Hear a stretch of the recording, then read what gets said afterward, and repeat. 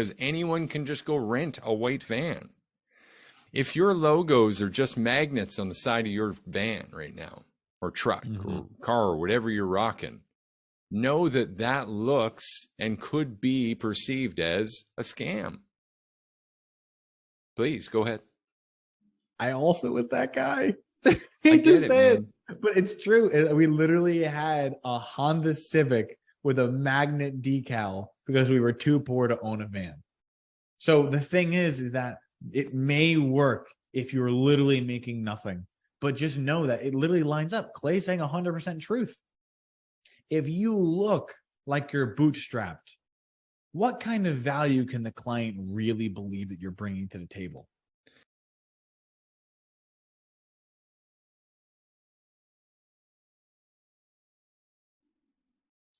Hello, hello, hello. Welcome back. Happy Tuesday. This is another episode of Electricpreneur Secrets, the Electricians podcast, where a couple of electricians with business addictions keep showing up 5 days a week without all the fancy shit like, what did we say last week?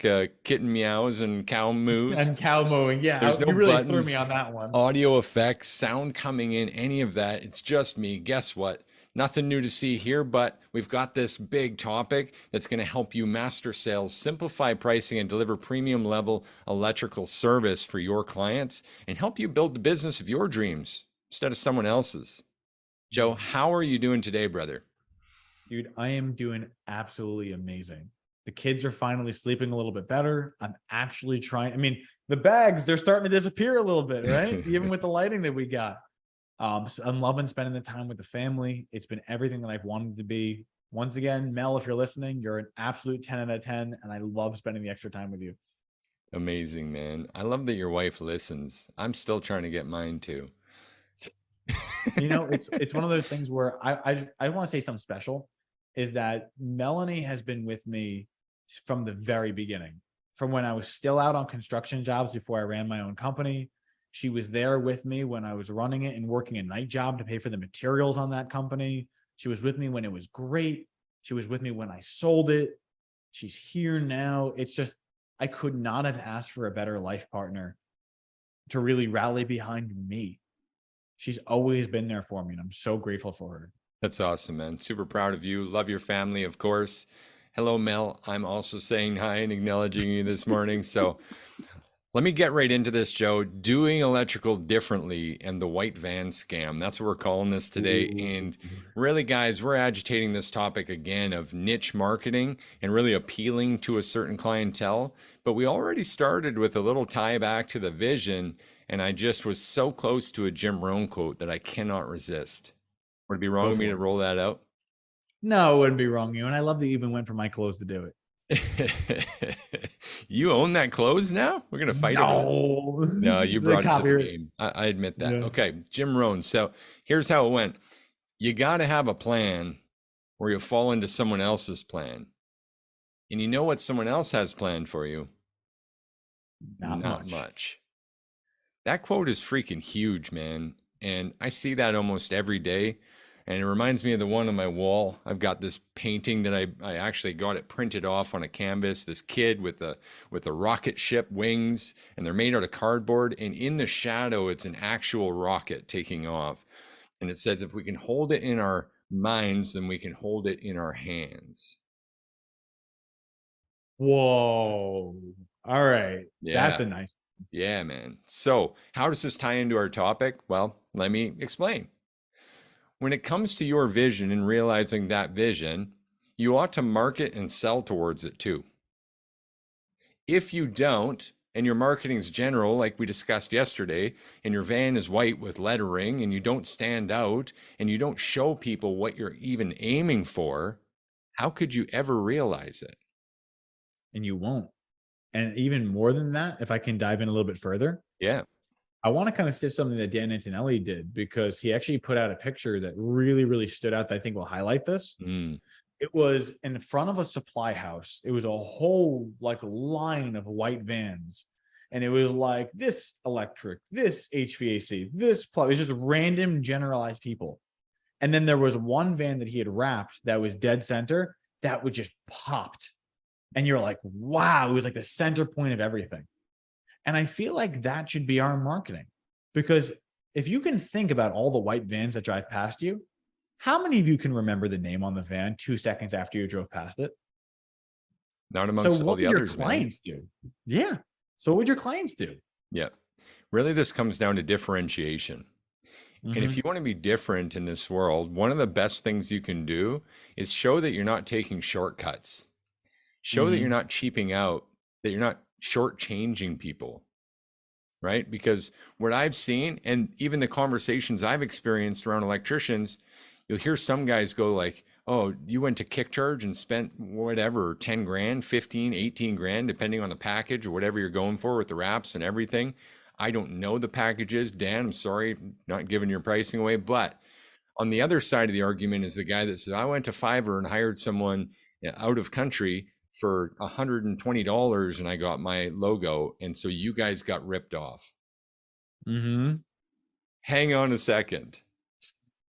There is value in quality work and big investments in yourself and in your brand and in your identity and in your differentiation. Please jump in here. Help me. I was that guy. I'm just going to say that was me when I first started off. I remember my partner and I literally decaling our vans under a bridge with a hair dryer because it was raining that day and we had to get our vans decaled because we were going to a job. Like, I've been that guy. And I can tell you the difference between a person, like after we got a little more money and we got fully wrapped vans, it was a night and day difference. So you're right. For some of you, yeah, that Fiverr plan will work. You have $100 to your name. You're getting $300 a month salary. I get it. But if you're making more than just the bare minimum scratch, it's a huge return on your investment to just make sure your marketing is targeted in the right direction. And to be fair to everyone who's still building up or recovering from any situation that you may have found yourself in, let me be clear. It's okay to bootstrap. In fact, I recommend it. We're tradespeople. You don't need to borrow money. You don't need investors. You don't need any fancy shit. You just need to act as if. Show up with the best you can right now, right? If you can't get new boots, then clean your old boots. If you can't get a new van wrap, then do your best to clean up the van and make it look as good as you can for now. But when you show up to the door, when you show up for your customers, when you show up in your marketing, everything that you can do to look and act as if, be the $1 million provider. Be that premium service level in your head, own it, picture it, visualize, hold this vision so true that it's already there. And it's just a matter of time before you're cashing the checks that pay for that anyway. We've seen it. It's really amazing. Right? So superpower here. Now, the reason I added the white van scam is this is a story I've talked about before, but I got to share it. There's literally a known scam attached to white vans. Got to hear Why? this. Why would they just attach it to a white van? Because anyone can just go rent a white van. If your logos are just magnets on the side of your van right now, or truck, or car, or whatever you're rocking, know that that looks and could be perceived as a scam. Please go ahead. I also was that guy. I get it, man. But it's true. We literally had a Honda Civic with a magnet decal because we were too poor to own a van. So the thing is that it may work if you're literally making nothing, but just know that it literally lines up. Clay's saying 100% truth. If you look like you're bootstrapped, what kind of value can the client really believe that you're bringing to the table? It's such a weird concept to think about. But if they want you to arrive as a 10, are you thinking that if you showed up in the driveway in what you're already driving, would that make you a 10, a 5, a 1? Look at it from your customer's perspective, and you'll find that you have better understanding than if you paid someone to market for you. 100%. In my case, the white van appealed to me in my big fancy truck. We pulled over and he ended up selling me some knockoff stereo equipment. It was a scam. I actually negotiated the price down and didn't do too bad, but it was a scam. It's what they call a white van scam. It happens to people and they can play off different things. Besides the point, you don't ever want to represent that. You want to go and represent wholly the vision, the mission that you have to help homeowners, because without you, they're helpless and they're hopeless to find good help. Without us, premium service providers out there trying to do the right thing, right? Actually building companies that can afford to be sustainable and put food on the table for families, whole families that you employ, or one member of a family that gets to be the breadwinner because they work for such a great company. Not to mention the family that you serve today that gets to have dinner at their nice table in their nice home and their nice electrical system that's safe. Like, am I wrong for saying this, Joe? No. The thing is, way too many people don't factor in those concerns. They think of it as customer called me for this. I'm going to show up. I'm going to do the same thing. We're going to ask for an apples to apples comparison. But no, it's more than that for so many of us. When we truly focus on how can I serve them? How can I truly be a 5-star experience? How can I be a white glove service provider? You'll find that those niches open up to you. And as Clay says, niches get riches. Niches do get riches, Joe. I'm going to say something else. There's a little book, and it's a nice book. I really enjoyed this book. It's called Blue Ocean Strategy. I can't even remember who wrote it, but here's the principle. Maybe you don't even need to read it after this. A blue ocean is what we're in. It's an area where there's no other feeding sharks. Every electrician who's aware of what we do, who's a home service electrician that wants strategic and specific support with electrical sales, building their offer up, and that support system to help them troubleshoot and really make the most of it so they can build the company of their dreams. Every electrician that's aware of this and that understands that there's nothing else like it. That's what makes this a blue ocean. Niches get riches because there's no other choice over here. In your case, you might decide, well, I would be a generator specialist, or I would focus strictly on LED retrofits. Or as we uncovered in a class earlier last week, you could just be serving a certain type of client, like celebrities, millionaires. You can niche in speaking to the exact problems that a certain target has. And that's what makes you powerful, and that's what makes you stand out, and that's what brings you back to the blue ocean, opposed to the red ocean where everyone else is fighting over the same clients, like that Google race to the bottom we talked about yesterday. And please don't get me wrong, Joe. Everyone should have that stuff active. And the clients that come from that are still worthy of serving at the highest level, at least Agreed. Providing you qualified them, right?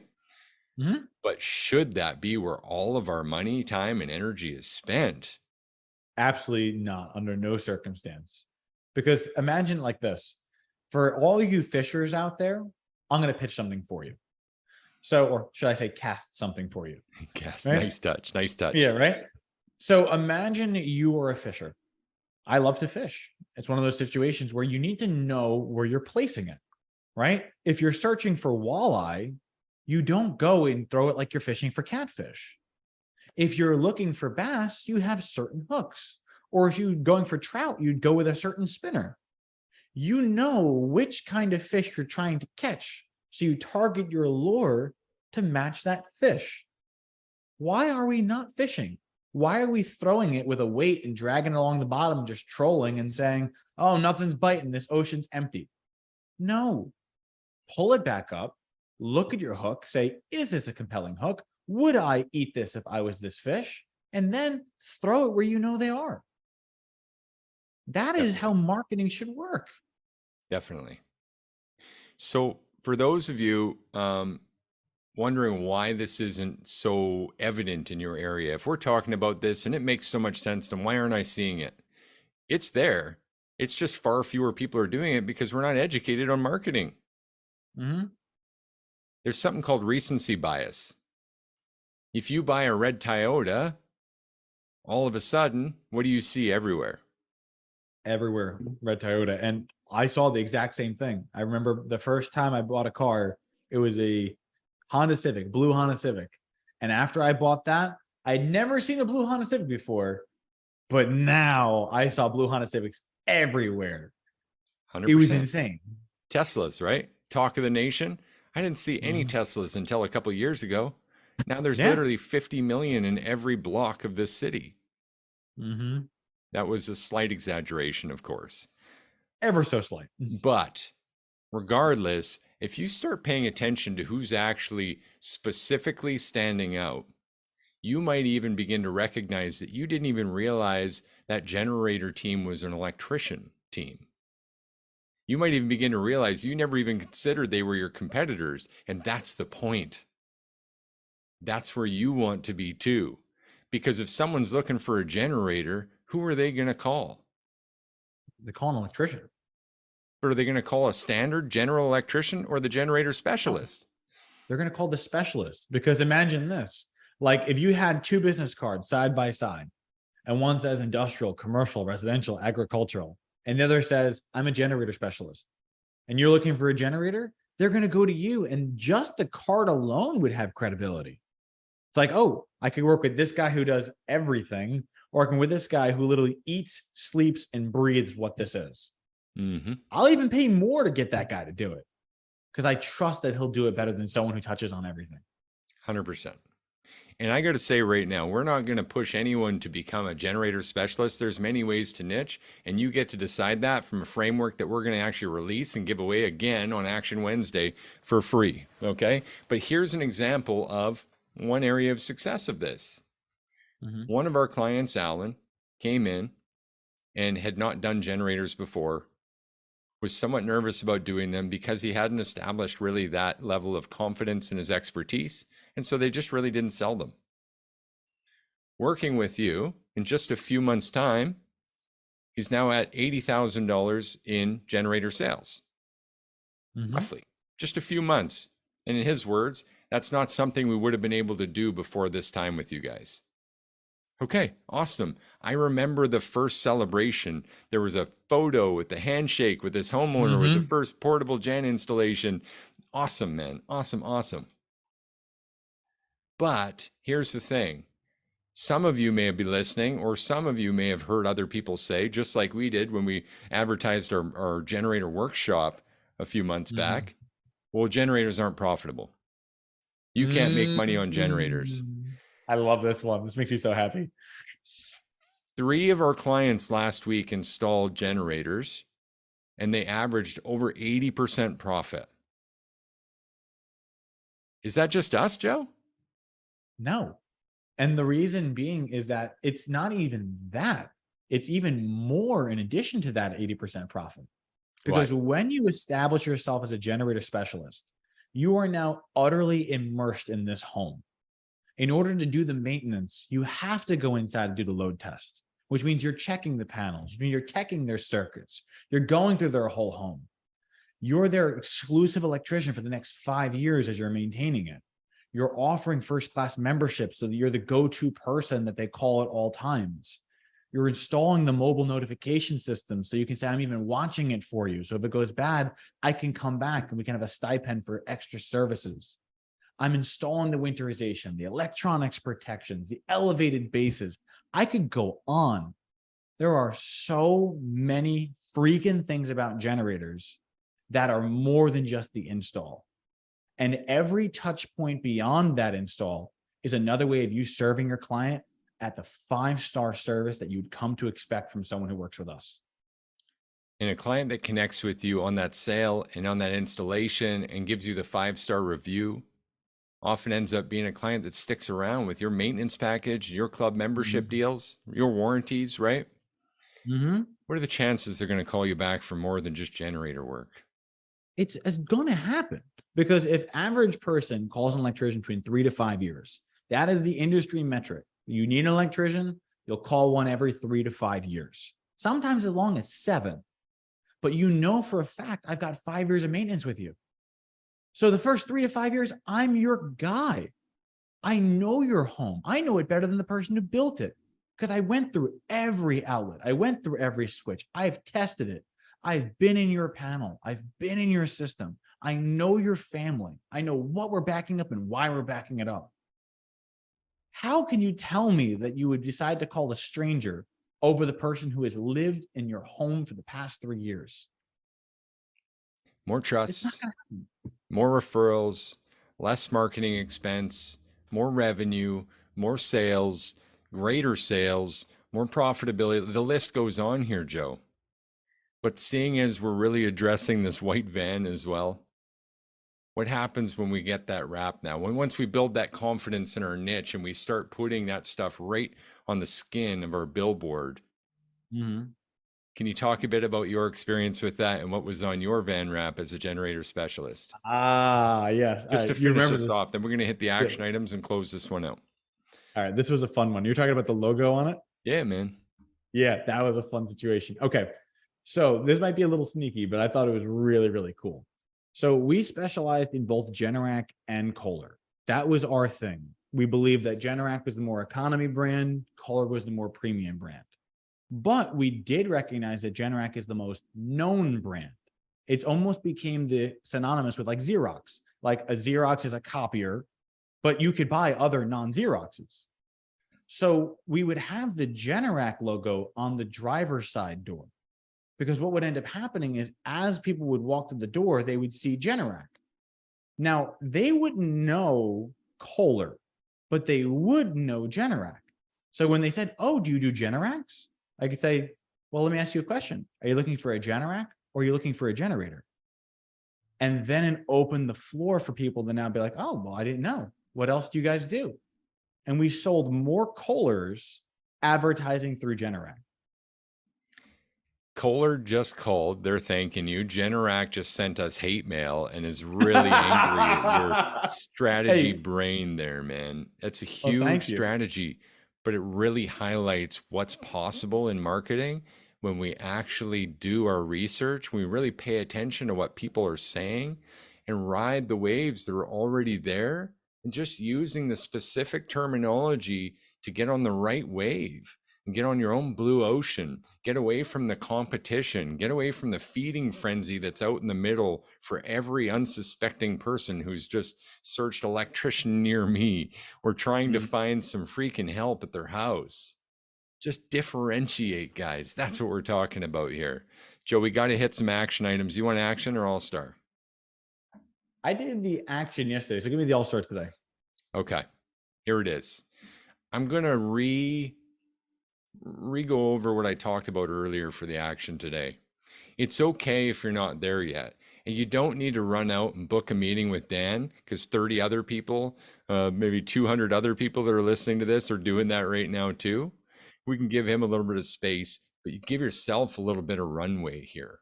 You can plan this. What is your vision? We're going to go into the nuts and bolts of how, but you can start by simply thinking about this. What services do we really enjoy doing?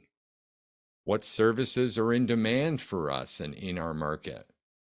And what services are most profitable for us? And the answer of the niche that you should be targeting, even this could be seasonal, ladies and gentlemen. There you go. There are target markets at certain times of the year. You know this, I know this, we all know this. And that's why we're talking about niche marketing and not even just a full-fledged niche so much. You get to choose that, right? So using those questions, answer them, and what's in the middle, what's overlapping here that you could use to your advantage to claim more authority, more trust, and realize a greater vision ultimately over in a blue ocean. Joe, go ahead with the all-star. I love it because it's amazing how in sync you and I can be when we're thinking, because mine actually ties directly off of yours. Oh, good. You were saying the what. Mine is the why. Nice. So it's one thing to say, all right, I know what I'm trying to do. Remember I was talking about the fishing analogy? Like, I know what I'm trying to do. I'm going to say, why am I trying to catch it in the first place? If I'm looking for bass, why am I doing it? They're a fight fish. They're sport. Okay, fine. I'm looking for walleye. Good. They're eating fish. That's what I'm looking for. But the why is the end result. So if we're breaking this back to electric, we're saying, why are you trying to market to a specific thing? Do you believe you're better qualified? Do you feel that your level of service would stand out? Do you feel that your customers would be better served having someone like you in their home? Do you feel like the list goes on? But knowing your why gives you the ammunition to explain your what. So my question for you is this. It's one thing to say, I want to be a generator specialist. My real question is, why would you want to be a generator specialist? If you can't say that to yourself, you'll never be able to say it to your audience. Whew. And that's a hot mic with that. We do need to rush out of here, but we did not rush this episode. This has been another great, informative, helping guide of Electripreneur Secrets, the Electrician's podcast, where we help electricians master sales, simplify pricing, deliver premium level service, and this week, even deep dive on your niche and your niche marketing. Because as Joe said, apparently as I say, niches get riches, fool. We'll see you tomorrow for Hump Day.